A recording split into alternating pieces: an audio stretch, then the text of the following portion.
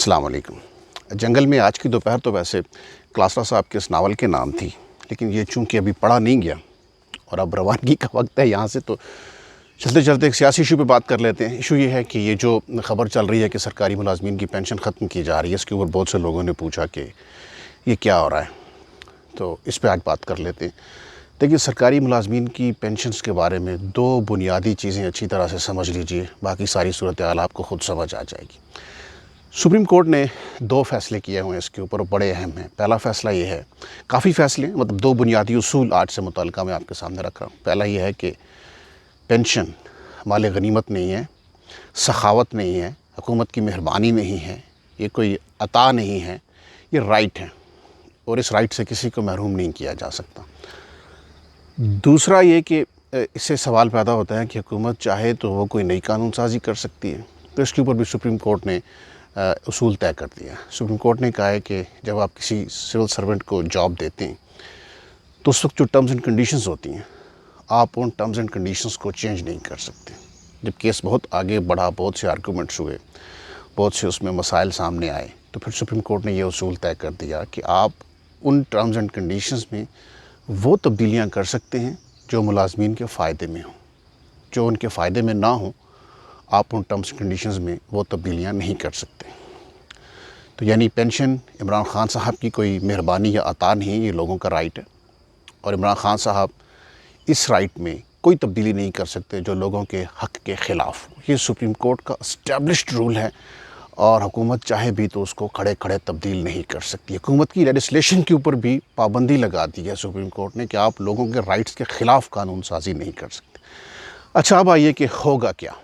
کچھ لوگ وہ ہیں، کیٹیگرائز کر لیتے ہیں پینشنز کے ایشو پہ لوگوں کو۔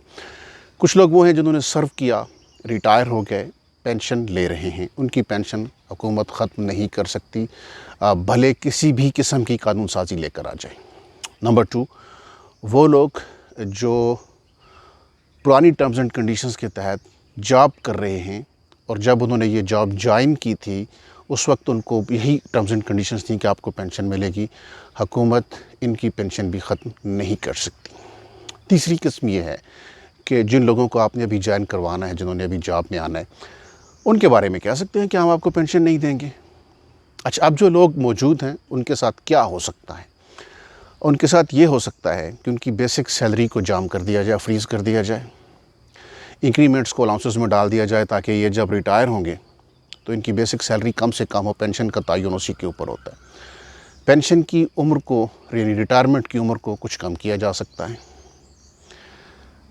لیکن یہ نہیں کیا جا سکتا کہ ان کو کہا جائے کہ جناب آپ نے اتنی سروس کر لی، اب آپ گھر جائیے، آپ کو پینشن نہیں ملے گی۔ ہاں، یہ ہو سکتا ہے کہ ایج کم کر لی جائے، سیلری میں جو اضافے ہوتے ہیں اس کو کٹ ٹو سائز کرنے کا کوئی میکنزم لایا جائے۔ اس طرح کی ساری چیزیں ہو سکتی ہے۔ ری فکسیشن بھی کر سکتی ہے گورنمنٹ، اگلے گریڈ پہ جائے۔